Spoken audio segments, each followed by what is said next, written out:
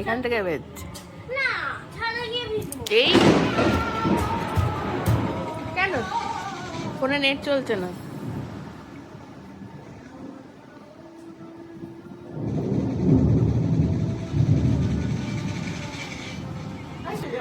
বন্যা হবে, বন্যা হবে, বন্যা হয়ে যাবে। Good morning. উঠে পড়েছি সকালবেলা। সকাল এখন অনেকটাই বেজে গেছে, মোটামুটি ঘড়িতে 9:30 মতো বাজে। আর দেখছো ঘরটা একেবারে অন্ধকার হয়ে গেছে, কারণ বিশাল জোর বৃষ্টি পড়ছে। আর এদিকে আমি মুড়ি আর ঘুগনি খাচ্ছি, তার সাথে স্যালাড। আর পুপু ওইখানে বৃষ্টি দেখতে দেখতে ওখানে খাচ্ছে বসে, হচ্ছে ব্রেকফাস্ট।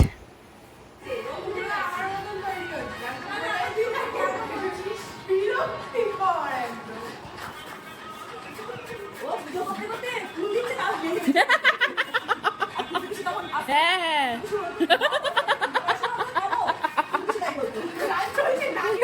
হ্যাঁ হ্যাঁ, নাগিন নাগিন, চিন্তা করো।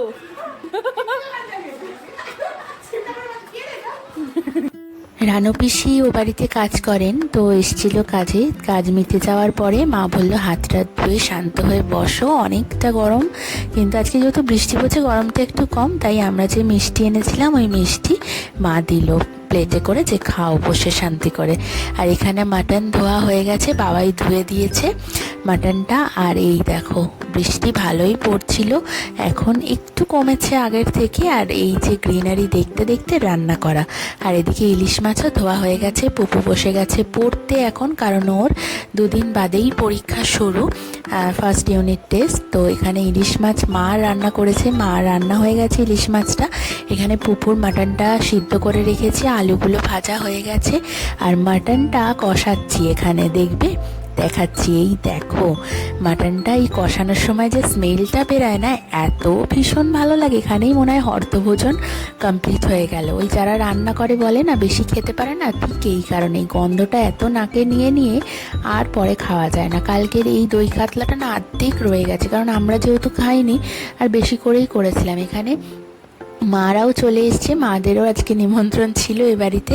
আর এখন প্ল্যানিং হচ্ছে যে কি কোথায় ঘুরতে যাওয়া হবে।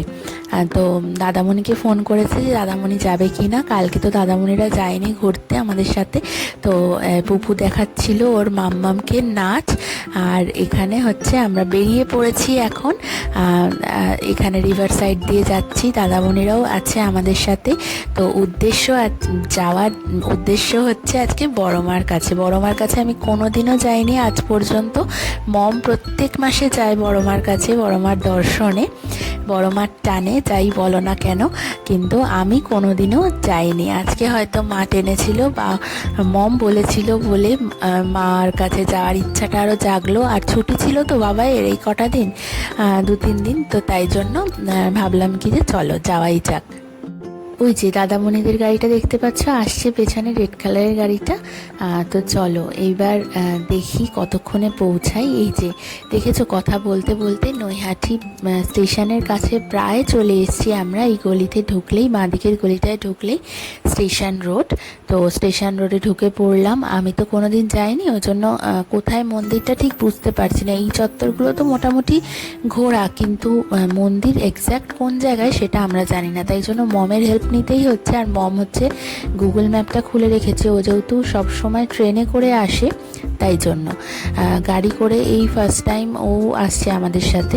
তো যেহেতু বৃষ্টি পড়ছিল ওই জন্য ট্রেনে আর এলাম না, যেহেতু বাচ্চা কাচ্চা নিয়ে আসা তো তাই জন্য। আর এইখানে এখন একটা দাদা সামনে হাত দেখিয়ে নিয়ে যাচ্ছে যে চলো এখানে, আমার মনে হচ্ছে উনি কোনো দোকানদার আর কি। তো ওনার সাথে দেখা হয়েছে, ভালো হয়েছে, নাহলে গাড়ি কোথায় রাখবো এটা প্রবলেম হয়ে যেত। জানতাম না, যেহেতু আমরা জানলে কোনো ব্যাপার হয় না। তো দেখি কোথায় নিয়ে যায় এখন গাড়িটা। এই যে এইখানে এসে আমরা এখন নেমে যাচ্ছি, আর ওরা যাবে গাড়ি রাখতে ওই গঙ্গার ধারের ওই দিকটা মম বললো।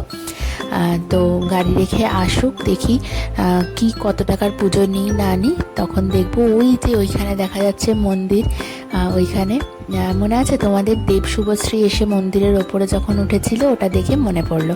তো এখানে একজন টিপ পরাতে এসেছিল, বড়মা লেখার তিলক, তো আমি পরে নিলাম। যে ওই তাকাও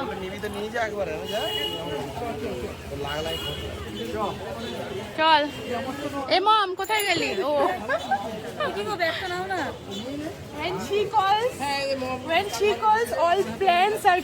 সত্যি মমের কোথায় যাওয়ার কথা ছিল? মমের আজকে ইডেনের ওইখানে হচ্ছে রূপম ইসলাম আসছিল, তো ওর গান শুনতে যাওয়ার কথা ছিল। তো ও বলেছিল আমি ওই 2টো নাগাদ বেরিয়ে যাব, আর ফিরতে ফিরতে একটু দেরিই হবে। কিন্তু এত জোরে ঝমঝম করে বৃষ্টি এলো, আর আমরাও একটু জোর করলাম যে যাস না, ছেড়ে দে, পরে দেখে নিবি। ওর টিকিট কাটাও হয়ে গেছিল নাকি ও বলল। তো যাই হোক, বড় মার টান, মাদের টান কি আর সন্তানরা ফেলতে পারে? তো তাই জন্য মন্দিরে চলেই এলাম। দেখো একটুও আজকে লাইন নেই, কেন লাইন নেই বুঝতে পারলাম না।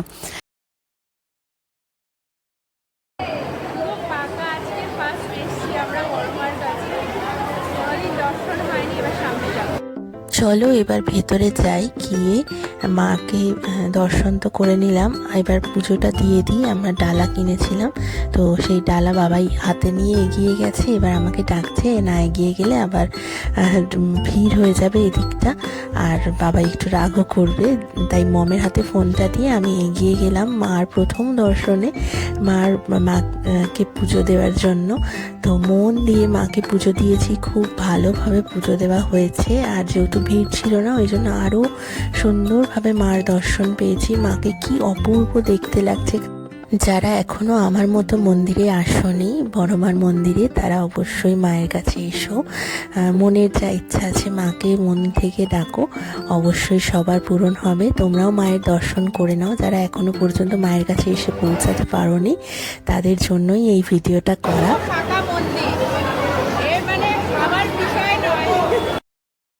আমাদের সবার মাকে দর্শন করা হয়ে গেছে, এবার আমরা বাড়ি যাওয়ার উদ্দেশ্যে রওনা দেব। আমার জীবনে নেই, সত্যি মা কালী বলছি। জাস্ট বৃষ্টি থামলো, জাস্ট বৃষ্টি থামলো সবে। পাগলা আমাকে বাবা যে আমাদের পুজো দেওয়া হয়ে গেছে বড় মায়ের কাছে। আমি ফার্স্ট টাইম, মম হচ্ছে প্রত্যেক মাসে আসে মম, কিন্তু মানে এত ফাঁকা কোনোদিন পাসনি। বল পেয়েছি, পরীক্ষার টাইমে পেলাম। পরীক্ষার টাইম? ও আচ্ছা আচ্ছা, হ্যাঁ। ফার্স্ট পুজো দিয়ে তারপরে পরীক্ষায় যাবো।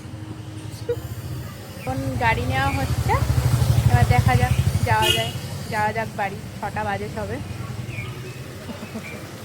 আমি সামনে বলছি। তবে আমাদের বাড়ি থেকে হচ্ছে ট্রেনে আসাটা সব থেকে তাড়াতাড়ি হয়। তো মাদেরকে একদিনকে নিয়ে আসবো, মারাও আসেনি এখনো পর্যন্ত। 2 মাকে একবার নিয়ে আসবো, ইচ্ছা আছে ট্রেনেই নিয়ে আসবো ওদেরকে। তার কারণ ট্রেন থেকে নেমেই প্রায় 5-6 পা হেঁটেই মন্দির। ধর্ম হোক যার যার, বড় মা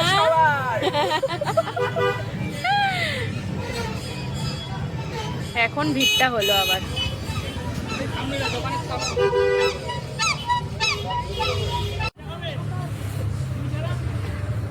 লিকার হতে পারে।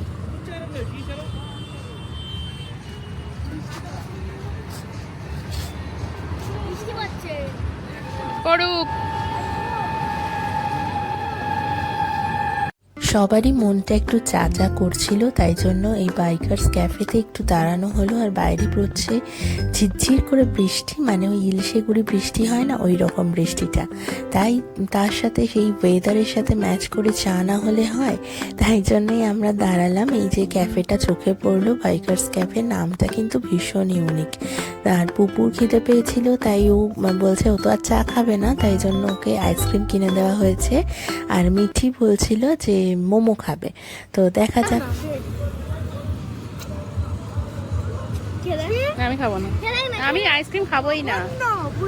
বিগ বাবুলের মতো না, মিষ্টি নেই। এখন বৃষ্টির জলটা মাথায় পড়লে আবার শরীর খারাপ হতে পারে। পুপুর আবার পরীক্ষাও শুরু হয়ে যাবে আর 2-3 দিন পরেই। তাই জন্য আমি বললাম চল ভেতরে গিয়ে একটু বসি। এই যে আমরা বসেছি 3 জন, ভেতরে বেশ সুন্দর করে সাজানো গাছ দিয়ে আর লাইট দিয়ে। হ্যাঁ, তো যাই হোক, বসে একটুখানি আমরা ফটো তুলছিলাম, যেহেতু এখনও চা পাইনি হাতে।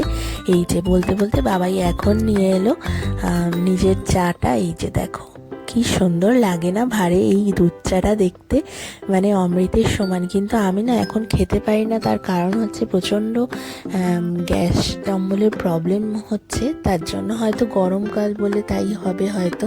তো এখানে বসে আমরা কটা রিলস বানাচ্ছিলাম, ফটো তুলছিলাম, এগুলোই করছিলাম। আর ওদের মোমো চলে এসছে, আর বাবাই আমাকে বললো দেখো লিকার চা পাওয়া যাচ্ছে না, তো তাই তুমি একটু চিনি ছাড়া কফি খাও। তো আমি বললাম ঠিক আছে খাই একটু, বলছে যখন।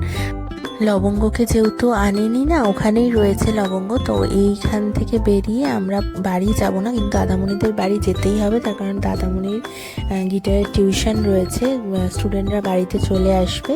তো দাদামণি একটু তাড়াহুড়োই করছিল, আর দোকানে চাটা দিতে তেমনই লেট করছিল। যাই হোক, তো চা খাওয়া আমাদের কমপ্লিট হয়ে গেছে। এখন এবার আমরা ফোন করেছিলাম যে যেখানে আর কি লবঙ্গ ছিল, তো ওইখানে, তো বললো আর একটু পরে আসতো, ওর এখনও রাতের খাওয়া কমপ্লিট হয়নি। তাই ভাবলাম আমরা কোথায় গিয়ে বসতে পারি, আর দাদামণিরা তো বাড়ি চলেই গেছে। তো তাই জন্য আমরা একটু পিৎজা হাটে এসেছিলাম, আর খিদেও পেয়েছিল ভীষণভাবে, কারণ একটু ঘুরতে হতো আমাদের, যেহেতু লবঙ্গকে নিয়ে একবারে ভেবেছি বাড়িতে ঢুকবো না, তাই জন্য। আর এই দিকে একটা কেলেঙ্কারি ঘটনা ঘটে গেছে।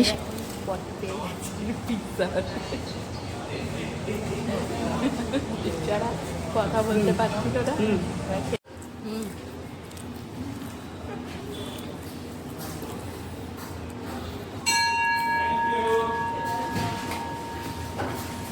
খেতে খেতে এই যে অর্ধেক খেতে খেতে চলে গেছে এখন পটি। তোর পেয়েছে নাকি? পিৎজা হাটে এসে পটি করে কেমন লাগলো? খেয়ে কেমন লাগলো দরকার নেই।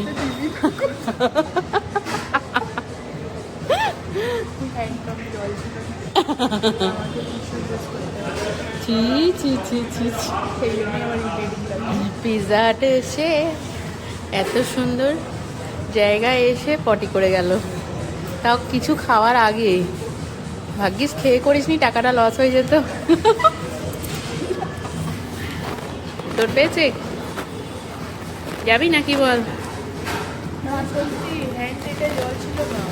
তাই? হ্যাঁ, আমি টিস্যু ইউজ করতে হয়েছে। সাবান দিলাম তো, 3 বার সাবান দিয়েছি।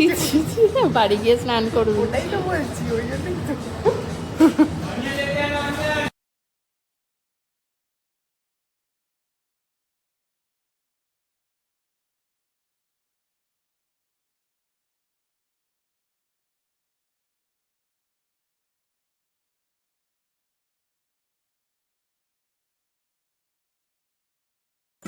এইবার আমরা লবঙ্গকে আনতে যাচ্ছি এখন। আর বাবাই একদিন বলছিল যে আমাদের ব্যারাকপুরে না ত্রিধা রেস্টুরেন্টটা রয়েছে, অতনুর রান্নাঘরের যিনি ওনার, তার। তো এই যে এখন চোখে পড়লো, আর কথা বলতে বলতে দেখো লবঙ্গকেও নিতে চলে এসেছি। এবার আর আমি ভিডিও করতে পারবো না একটু, কারণ লবঙ্গ যা হুজ্জুতি শুরু করবে আমাকে দেখে, সে আর বলার কথা নয়। ওকে বাড়িতে রেখে তারপরে আমি এবারই এসে ড্রেসপত্র ছেড়ে নিয়ে তারপর মম আমাকে একটা গিফট দেখাতে বসলো, ওর বান্ধবীকে দেবে, মানে বেস্ট ফ্রেন্ডকে। তো এত সুন্দর হয়েছে এই জুয়েলারি বক্সটাও, ইয়াররিংসগুলো আলাদা কিনেছিল, 12টা ইয়াররিংস আছে, তো আলাদা কিনেছিল ওটা, তারপরে জুয়েলারি বক্সটা আলাদা করে কিনেছে। এটাকে এরকমভাবে বন্ধ করা যাচ্ছে। আমরা এখন বাড়ি চলে এসেছি। পুপু এই ঘরের খাটটা খুব মিস করছিল শিলার বাড়ি গিয়ে, যে যার জায়গায় ফটাফট উঠে যাচ্ছে এখন। তো আমিও এখন একটু ফ্রেশ হব, মুখের এগুলো ওঠাতে হবে এখন, উঠিয়ে তারপরে শুয়ে পড়বো। সবাইকে গুড নাইট। আজকের মতো ভিডিওটা এখানেই শেষ করছি। আশা করি ভিডিওটা তোমাদের খুব ভালো লাগবে। Tata, good night.